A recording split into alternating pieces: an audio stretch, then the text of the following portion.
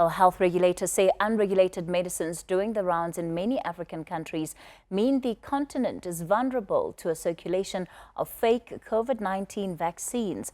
Sources at international anti-crime agencies argue that Africa's strong trade routes with China and India will allow criminals to send shipments of fake vaccines into supply chain.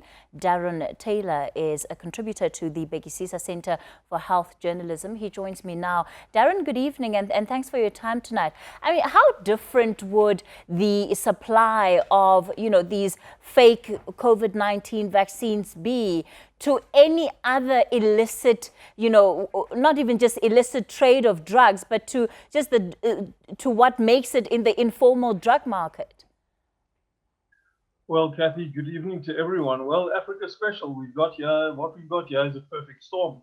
We've got lack of resources, logistics, we've got lack of good transport routes, minimal technical capacity, and this means that our vaccine programs are going to unfold very slowly.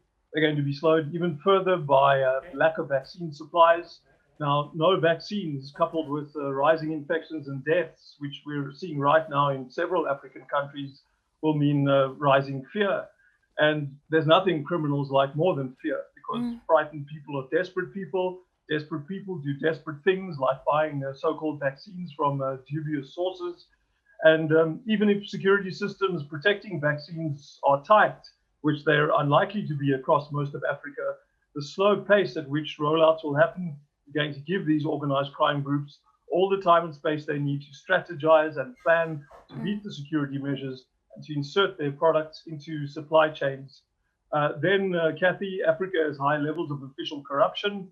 Criminals are going to be bribing the same officials that they've been bribing for years with regard to other fake medicines to get their falsified and substandard vaccines into certain countries. Next, organized crime groups have well-established methods and routes that they've been using for decades when trafficking these other illicit medicines, and they could very easily use these to smuggle fake vaccines.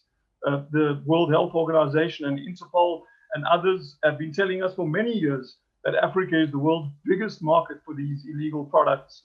In fact, in 2018, the WHO said almost half of all of these medicines found globally were found in sub-Saharan Africa. Now, given the context I've sketched, it's supremely optimistic to suggest that Africa is not going to have a very serious parallel pandemic of falsified and substandard vaccines.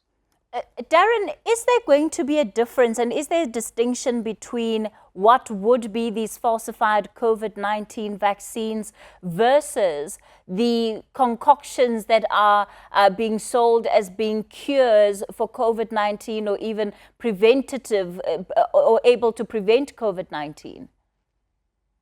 Well, I've been told by several sources. I've spoken to criminals, former criminals themselves. I've spoken to international anti-crime organizations. I've spoken to crime analysts. I've spoken to government officials themselves. And they're all telling me basically the same thing, that in Africa, like in much of the world, it's pretty easy to fake these things. All you need is a digital printer these days, a couple of contacts in some of the vaccine manufacturers. Most of our vaccine manufacturers will be in India and China. And then all they need is these printers and contacts within those companies to get the wheels in motion and to start faking vaccines. All it needs is these labels and water, basically. And you're ready to roll.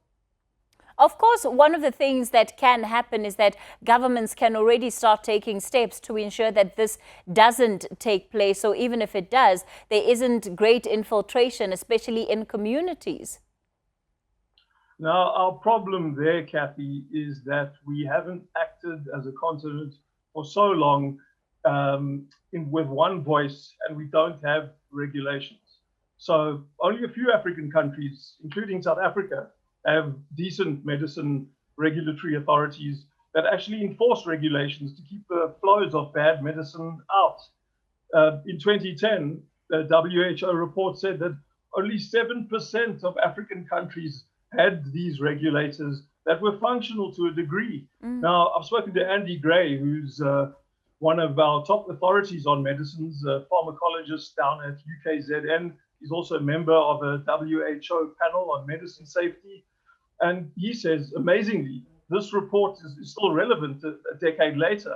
He says a figure of 90% of African countries having little or no medicine regulatory capacity is not far off the mark. This means that 90% of Africa has not got the systems to prevent substandard pain pills from entering the markets. How are they going to keep fake vaccines out? They can't. Then there's also the failure to establish the African Medicines Agency. The idea for it was birthed at the African Union a few years ago. We haven't acted on it. Only 8 countries have ratified its treaty. South Africa is not one of them. It hasn't even signed it. Now, this could have been a good weapon against fake vaccines, but we've lost the opportunity. So, it's not always, Cathy, about Africa having corrupt officials or not having enough money, enough resources, and so on to confront challenges like these. Sometimes it's about not having the will to do it.